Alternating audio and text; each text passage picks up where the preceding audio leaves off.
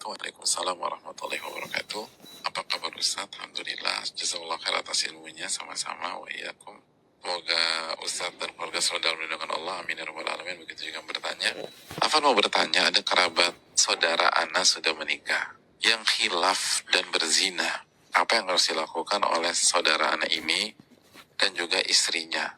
Mohon nasihatnya. Jazakallah khair. Kayaknya istrinya udah tahu nih ya. Kalau istrinya belum tahu, kan pertanyaan kayaknya nggak kayak gini ya. Arahnya nih istrinya sudah tahu. Hadirin Allah muliakan, yang pertama yang harus kita camkan bahwa masalah ini bukan masalah ringan. Masalah ini masalah perselingkuhan, apalagi sudah masuk ke zina. Dan di hari kini kalau dibicara perselingkuhan mungkin 99% jatuh pada zina ya. Yang pertama yang harus kita lakukan adalah, ini tuh ibarat penyakit stadium yang parah dalam rumah tangga. Bagaimana tidak? Allah berfirman dalam surat An-Nur ayat 3, Az-zani la yankihu illa zaniyatan au musyrikah. Laki-laki pezina tidak menikah kecuali dengan wanita pezina atau wanita musyrik. Wa zaniyatu la yankihuha illa zanin au musyrik. Dan wanita pezina tidak menikah kecuali dengan laki-laki pezina atau laki-laki musyrik. Terus ditutup dengan firman Allah, wa hurrimat dzalika 'alal mu'minin. Dan menikah dengan pezina haram bagi orang-orang yang beriman. Hati-hati makanya. Allah gak mengatakan menikah dengan, mohon maaf, pelacur atau profesional. Pezina. Pezina itu cukup sekali dilabeli pezina. Sekali aja. Itu pezina. Jadi tolong sikapi dengan serius. Siapapun, baik yang bertanya atau dalam kasus yang ditanyakan ini, maupun jamaah yang lain yang mungkin pernah terjatuh pada maksiat ini. Jangan diremehkan. Menikah dengan pezina haram bagi orang-orang beriman. Itu poin. Nah, terus gimana cara menyelesaikan masalah ini? Yang pertama, yang harus kita camkan bahwa masalah ini tidak akan selesai kecuali setiap pihak, suami dan istri, apalagi kalau istri udah tahu ya, bermain di kotaknya masing-masing. Allah berfirman dalam surat Al-Isra ayat 84, Qul kullun ya'malu ala syakilati. Katakanlah, setiap orang hendaknya beramal sesuai dengan kondisi masing-masing. Jangan urus kotak orang lain dalam tanda kutip, kecuali untuk mensupport, mendukung, dan seterusnya. Mainkan kotak kita masing-masing. Oke, kalau kita sepakati, lanjut ke step berikutnya. Hendaknya masing-masing beristighfar dan bertobat kepada Allah. Istrinya juga, Ustaz? Iya, istrinya juga. Kullun ya'malu ala syakilati. Setiap orang bermain di kotak masing-masing. Mau selesai nggak masalahnya?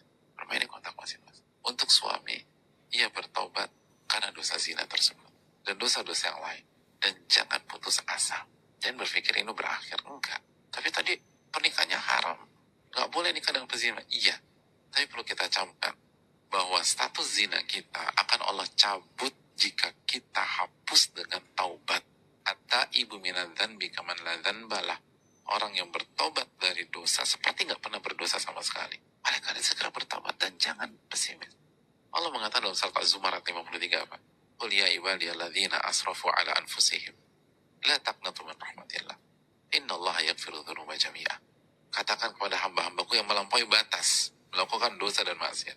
Salah satunya zina. La taqnatu min rahmatillah. Jangan pernah putus asa dari rahmat Allah. Allah mengampuni seluruh dosa. Jadi tobat. Adapun buat istri, suruh tobat juga iya. Kenapa? Karena walaupun dalam kasus ini suami yang salah, ingatlah firman Allah, wa ma asabakum min musibatin fa bima kasabat aydikum. Apapun yang menimpa kalian itu pasti ada andil perbuatan tangan kalian, kesalahan dan dosa kalian. Betul, suami yang berzina. Tapi bisa jadi kenapa ini yang kita alami? Dan ini adalah pukulan yang paling menyesakkan bagi seorang wanita yang berumah tangga ketika mengetahui suaminya selingkuh. Ini musibah di atas musibah. Nah, Allah katakan apapun yang menimpa itu ada andil dari kalian. Surat Asy-Syura 30. Jadi jangan mengatakan, saya udah baik, saya sudah jadi wanita baik-baik, saya sudah ini, saya sudah, kenapa Allah lakukan ini? Loh, ada yang salah berarti. Apa kata Allah dalam surat Ali Imran ayat 182? Dzalika bima qaddamat aydikum wa anna Allah laisa bidzallamin lil 'abid. Itu karena perbuatan tangan-tangan kalian. Dan Allah nggak pernah zolimi kalian, nggak pernah zolimi kalian. Bisa jadi karena kita kurang beribadah kepada Allah sehingga akhirnya ini dialami oleh rumah tangga kita. Bisa jadi maksiatnya ke Allah atau kesalahannya ke suami kita. Kita belum jadi istri yang baik. Kita belum memenuhi hak suami kita. Akhirnya suami kita tergoda keluar. Walaupun itu bukan justifikasi, bukan. Laki-laki harus punya alat kontrol, tapi sebagaimana kita nggak ideal, suami kita juga mungkin nggak ideal pada saat itu. Kami istighfar, taubat. Jangan punya mental nyalain orang. Nggak akan berhasil. Salah satu mental orang gagal, hobi nyalain orang. Hobi nyalain suami, hobi nyalain istri. Sama. Bukan hanya kita dukung suami. Hobi nyalain suami itu metode orang-orang gagal, dan hobi nyalain istri metode orang-orang gagal. Jadi jangan pakai metode orang-orang gagal. Istighfar dan taubat. Itu yang kedua. Yang berikutnya, suami setelah bertaubat, dia harus berusaha mendekat kepada Allah. Perbaiki hubungan dengan Allah semaksimal mungkin. Minta agar Allah hapuskan. Ingat sabda Nabi, kita udah belajar juga hadisnya. Jadi terapkan aja hadis yang kita bahas di muraqabah. Wa atbi'is sayyi'ata al-hasanata tamhuha. Dan ikutilah perbuatan buruk dengan perbuatan baik. Ini saya akan menghapus. Jadi langsung perbanyak ibadah, zikir kuat, sholatnya dijaga, puasa sunnah, infak sedekah, doa sama Allah. Semoga Allah bantu kita dan Allah lembutkan hati istri kita. Berdoa kepada Allah. Ibadah. Sebagaimana istri pun juga ibadah dikuatkan. Biar hati ini lunak, biar hati ini objektif, biar hati ini punya jiwa yang besar dan lapang.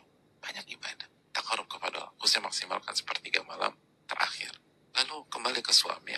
Berikutnya, suami harus menunjukkan kepemimpinannya yang kuat. Karena di banyak kasus, kalau udah begini, maka seringkali istri akan membombardir. Semua yang dilakukan suami akan salah. Jadi kesalahan ini akan merembet kemana-mana. Dikit-dikit salahkan. Dan kasus ini banyak. Ini nggak bisa dibiarkan. Rumah tangga nggak sehat demikian. Dan salah satu kuncinya kepemimpinan. Suami harus dudukkan dan menjadi pemimpin sejati. Bukan membela kesalahan. Jangan membela kesalahan kita. Salah bilang salah. Tapi tugas pemimpin jangan membuat masalah membias dan melebar dan mengontrol dan memagari rumah tangga kita. Janganlah akan lari ke sana, lari ke sini. Dan itu banyak kasus demikian. Dan yang jadi masalah bukan salah istri juga, tapi seringkali salah suami. Karena suami nggak bisa jadi pemimpin. Apalagi sudah merasa bersalah. Duduk di kursi pesakitan, udah deh. Diserang terus, dia diem aja. Oh enggak. Kalau ujian nih, kita salah nomor 3, kita harus lapang dada kalau kita disalahkan di nomor 3. Tapi apa kaitannya dengan nomor 4, nomor 5, nomor 6, nomor 7? Dan kalau kita dibombardir nomor 4, nomor 5, nomor 6, nomor 7, kita punya kewajiban bukan bela diri ya, tapi mendudukkan permasalahan. Karena ini nggak sehat. Kalau dibiarkan bermasalah ke depan. Dan kita punya tanggung jawab sebagai seorang pemimpin, kita ditanya di hadapan Allah. Dudukkan. Katakan, kalau kamu menyalahkan saya nomor 3, salahkan saya nomor 3. Nggak ada urusan nomor 4, nomor 5, nomor 6, nomor 7. Itu nggak objektif. Bermainlah sebagai pemimpin sejati. Dan yang harus dilakukan adalah bicara, lalu rubah pola hidup kita. Karena pemimpin harus menunjukkan keteladanan dan mengamalkan apa yang diucapkan. Memang butuh waktu untuk mengobati luka itu. Tapi kalau istri kita melihat, kita pemimpin sejati, kita punya ketegasan, dan kita benar-benar magerin. Terus yang ketiga, ada perubahan dalam diri kita. Lalu yang keempat, sekali lagi apa yang kita ucapkan, itu yang kita amalkan pada hari ini, atau yang kita amalkan, itu yang kita ucapkan, walk the talk itu. Lalu di waktu yang sama kita berdoa kepada Allah, insya Allah hati istri kita luluh. Dan untuk istri, yang perlu kita camkan, bersikap objektif lah. Allah berfirman dalam surat Al-Ma'idah ayat 8 ya. وَلَا يَجْرِمَنَّكُمْ شَنَآنُ قَوْمٍ عَلَىٰ أَلَّا تَعْدِلُوا إِعْدِلُوا هُوَ أَقْرَبُ لِلتَّقْوَىٰ. Janganlah kebencian, kekecewaan kalian kepada sebuah kaum membuat kalian tidak berlaku objektif dan adil. Objektiflah, karena objektivitas lebih dekat kepada ketakwaan. Bersikap adil lah. Bersikap adil termasuk ke dalam ketakwaan. Artinya kalau suami kita salah nomor 4, ya udah jangan merembet ke nomor 1, nomor 2, nomor 7, nomor 8, nomor 9. Pas nomor 4. Kalau suami kita salah nomor 10, fokus ke nomor 10. Jangan dirembet. Tapi saya nggak bisa terima. Apa bedanya Anda dengan dia kalau gitu? Dia melakukan kesalahan, Anda juga melakukan kesalahan. Dia dosa berzina, Anda nggak adil, nggak objektif. Dosa juga. Dosa itu nggak bisa diselesaikan dengan dosa. Dosa itu diselesaikan dengan taubat dan perbuatan baik. Jadi kalau mau berurusan, kerucutkan masalah. Semua sepakat, orang-orang yang mengerti problem solving, kalau ada masalah itu kerucutkan, jangan dibiaskan. Nggak akan selesai. Saya masih nggak bisa terima. Oke, step pertama, Kesalahannya apa sih? Kesalahannya zina. Oke, lingkarin tuh poin itu. Jangan ributkan yang lain. Itu nggak ada masalah kan? Nggak ada masalah. Ya udah fokus masalah itu aja. Kalau kita merembet ke yang lain, kita nggak adil dan kita nggak objektif. Dan kita berhadapan dengan Allah Subhanahu Wa Taala. Dan itu menyelesaikan masalah dengan masalah. Oke, kita kerucutkan. Berarti salahnya apa? Zina, Ustaz. Oke, zina. Lalu masuk ke surat An-Nur, misalnya ayat 22. Wal-ya'fu wal-yasfahu ala tuhibbun an yaghfirallahu lakum wallahu ghafurur rahim. Allah katakan, maafkan dan lupakan kesalahannya. Tidakkah kalian ingin dosa-dosa kalian dimaafkan oleh Allah? Dan Allah Maha Pengampun, Maha Penyayang. Tapi itu dosanya, oke, dosa zina. Fatal, sepakat. Itu fatal banget. Laki-laki kurang ajar, iya kita sepakat. Nggak benar. Tapi apakah hanya suami kita yang salah dalam kehidupan ini? Kita nggak punya salah. Apakah hanya suami kita yang berdosa, lalu kita nggak berdosa? Lalu kalau kita berdosa, emang dosa kita sedikit? Mungkin kita gibah, mungkin kita buka aurat, jamaah, buka aurat. Kita nggak berhijab, emang itu nggak dihitung sama Allah. Oke, kalau kita berdosa, apa yang kita harapkan? Saya berharap dimaafkan oleh Allah. Saya berharap diampuni oleh Allah. Kalau gitu maafkan saudara, maafkan suami Anda. Sebagaimana kita berharap dimaafkan, maafkan dia. Allah yang mengatakan, wal ya'fu wal yasfahu, maafkan. Ala tuhibun an yaghfirallahu lakum. Tidakkah kalian ingin dimaafkan oleh Allah? Kalau ingin dimaafkan, maafkan orang. Al jaza min jinsil amal. Balasan tergantung jenis perbuatan. Kalau kita ingin dimaafkan, maafkan orang. Jenis perbuatan. Balasan memaafkan, dimaafkan. Dan yang berikutnya coba kita pikirkan.